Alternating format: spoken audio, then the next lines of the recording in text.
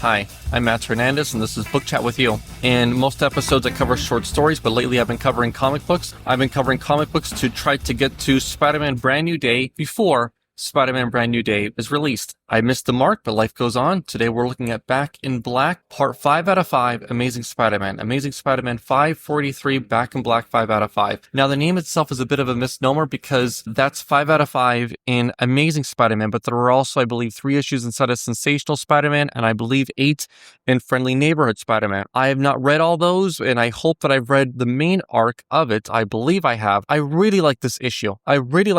Because, for one, ironically, Spider-Man does not wear any Spider-Man costume in this issue. And you might be thinking, well, why would you like that? Because for one, it dispels that this was just for the Amazing 3 movie that came out while this was in printing, while this arc was out. And if you're thinking, well, why does that matter and stuff? You know, we can sometimes see it in these things. It's kind of cross-promotional. Whenever a certain video game's going to come out, and then Marvel may ask for a certain character to be displayed inside of a certain way, like he is in the comics and vice versa and stuff. So for them to have him not even inside the costume, it shows that there's still enough story here. What else do I like? Well, there's actually a lot of plot here. So it shows that after the last issue, where the entire issue is just a fight, filling up 20 pages, hey, it's a cool fight and stuff, but do they have a story where they could show a lot going on with just as many pages and, you know, fill those panels up differently, give us plenty of plot? What else I like is that Spider-Man, he's just the everyman in this issue. He's trying to save his Aunt May, and there's not much he can do. I mean, when I looked at the following issue, which I have not looked at in far over 10 years, Spider-Man is still dealing in other ways with the aftermath of the Marvel Civil War, with the aftermath of hero registration and whatnot, because the first person he goes to for help is Iron Man. So I'm skipping ahead. But then in this issue, Spider-Man is still simply at the hospital and all that, trying to save his aunt. As we open up, we see Mary Jane. She's asleep on a tiny sofa. We see Spider-Man, and it's dim. It's very dark in here. So the only light really illuminating the room is a bit from outside the window and then from the lights that are illuminating Aunt May.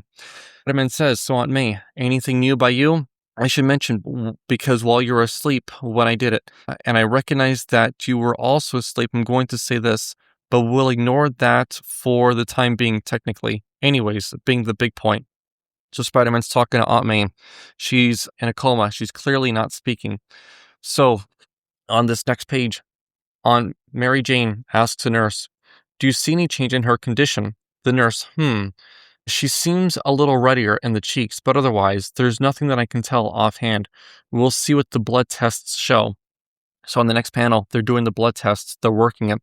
And I guess this is just the artist's rendition, because in no way were any of the central characters there to see it. Then on the next on the next panel, we see the web.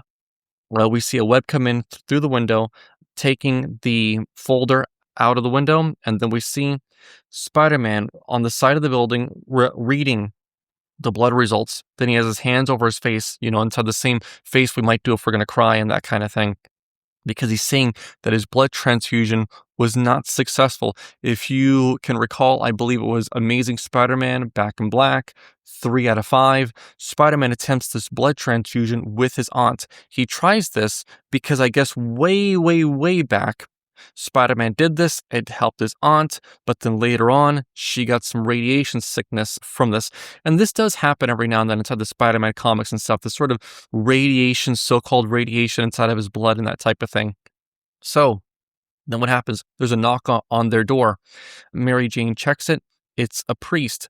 She says, "I'm sorry, we've never been big into prayer." The priest says, "Oh, well, I'm sorry, but I'm actually here because she seems terminal and it's not looking very good." Peter Parker, of course, he hides behind the door and he's just listening up. Of course, he hides his face when a lot of these things happen. He is a wanted fugitive. Okay, we go on to the next page. We see a policeman speaking to another policeman. I don't believe we get their names. And he tells him, "Hey, I have a special case for you. There is a gunshot victim. We didn't get her name. We didn't get much of her information. They're paying cash. There's something here." So Then I'm going to the next page. And yeah, I might want to cover the ads again at some point, but maybe that kind of takes away. I do find the ads to be fun. I mean, on the last page, we see a Marvel one for Marvel clothes, and the next one, it's a different clothing attire one. So kind of competing for clothes both within one page, huh? And then on the next one, it's Peter says, "Do you believe that guy? He's a vulture, and believe me, I should know. I've fought vultures before." This feeling Peter Parker has, this kind of feeling of resentment. It's not like the priest has done anything. And lately in my life, I might feel some of these moments of resentment as well. So I can kind of relate a little bit to Peter Parker's feeling. I mean, the priest is by no means a vulture, and he's just the deliverer of the information. I mean, in whatever capacity the priest works for or at this hospital, it is not him who is declaring these things. Of course, maybe this is what the writers are telling us, perhaps, I'm not sure. And then Mary Jane says, "It's a question we need to answer, Peter. If she does pass away, and honestly, and that's a real possibility, what kind of service would she like?" And Peter doesn't want to answer that. So his desperation here is showing on to the next arc of One More Day, which as I like this comic, I really, really do.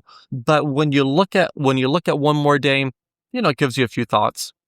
So then on the next page, we see the detective, or I suppose detective, speaking with the nurse. Now she has some kind of elaborate theory about what's going on, right? She tells the elaborate theory, and I want to know if the detective buys into this or what. So this elaborate theory is something like Mary Jane is the niece of Aunt May, but then like her boyfriend like shot her, and then Aunt May kind of drove herself to the hospital. Then she kind of is like hiding away a little bit. They've made this attempt on her life, and then she's there, and then the venom, because part of the nurse's theory is that with this venom in her bloodstream, this radiation, is that perhaps they tried to poison her in her sleep to finish the job. And that's a bit of the theory that they're going for. I mean, I guess she can't really know that it was Spider-Man and his blood and that type of thing. The detective hears her theory. Detective goes to their room. Spider-Man spider senses tingle up. Okay, Lieutenant Detective Robert DeLint. He knocks on the door. He goes to speak to her. He can see that she's being standoffish. Now, of course, the next panel is drawn as a silhouette. The detective now really notices that the room is dark, so somebody's trying to hide.